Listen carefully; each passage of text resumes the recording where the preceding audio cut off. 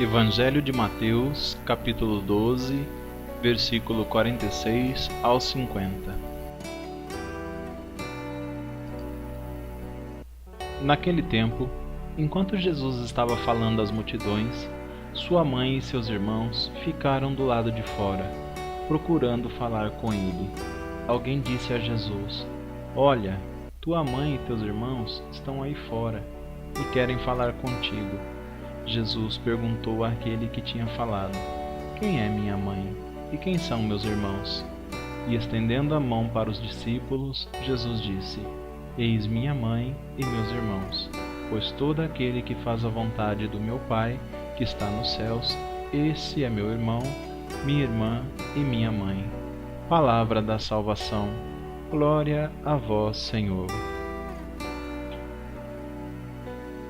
Abençoados irmãos, para que tenhamos um melhor entendimento do Evangelho que a liturgia de hoje nos apresenta, é importante nos inteirarmos da postura da Mãe de Jesus, diante o projeto de Deus, que ela abraçou por inteiro, colocando como prioridade na sua vida.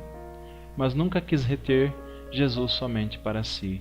Ela sempre soube que, mesmo tendo nascido de suas entranhas, Jesus não lhe pertencia, que ele pertencia a todos que o Pai lhe confiara, mesmo sendo a escolhida para gerar o Filho de Deus. Ela sempre se prostrou humildemente diante de Jesus. Nunca reivindicou tratamento especial pela parte dele. Muito pelo contrário, se colocou como uma discípula, uma aprendiz. A nossa procura por Jesus, meus irmãos, deve ser sempre na condição de discípulo, daquele que quer aprender, aquele que quer ser como mestre, como Maria fazia.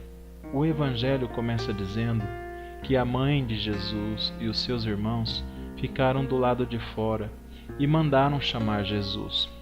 Tua mãe e teus irmãos estão lá fora à tua procura. Jesus não afasta da multidão para atendê-los, não interrompe a sua missão junto àqueles que o Pai lhe confiara para atender a sua família. Então, demonstrando assim uma atenção igual para com todos, família de sangue e a família de Deus. É compreensível que os familiares de Jesus se assustassem, vendo-os cercados pela multidão, se misturando com prostitutas, cobradores de impostos.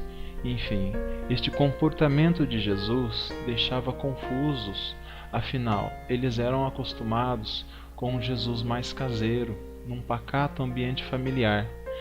Nas primeiras vezes que os parentes de Jesus depararam com ele, cercado por uma multidão, eles chegaram a pensar que Jesus estava fora de si, o que não deixava de ser uma grande verdade, pois estava realmente fora de si. Ele havia saído de si mesmo para entrar em Deus, ou seja, para viver o seu ministério. Jesus era verdadeiramente humano e verdadeiramente divino, mas a partir do momento em que ele assume o seu ministério, foi o seu lado divino que prevaleceu. Naquele momento, Jesus sinalizava um desligamento presencial com sua família de sangue, para abraçar a sua missão, a missão que o Pai lhe confiara, um comportamento semelhante ao de um jovem que sai da sua casa, para abraçar o matrimônio, para abraçar o sacerdócio. E Maria também, no seu silêncio, compreendia tudo isso. Ela sabia que mais cedo ou mais tarde seu filho iria sair de casa, para se entregar à missão que o anjo, na Anunciação, e o profeta Simeão lhe revelara tudo sobre Jesus. Para muitos, a atitude de Jesus descrita neste Evangelho soa como um desprezo dele para com sua mãe.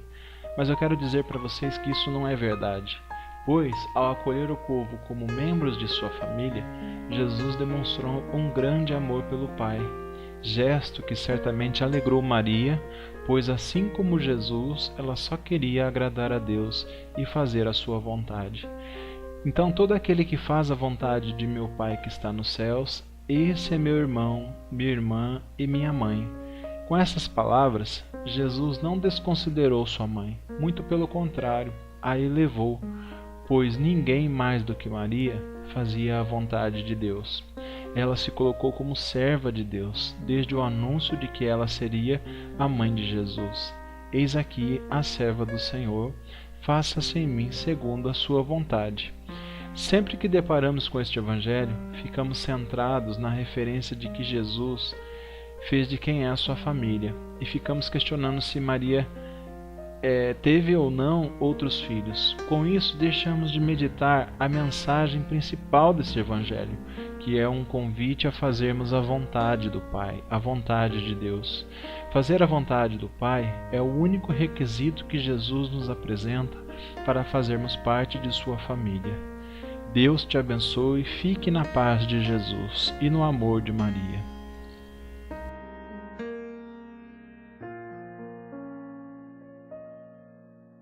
Grupo de Oração Jesus, eu confio em vós.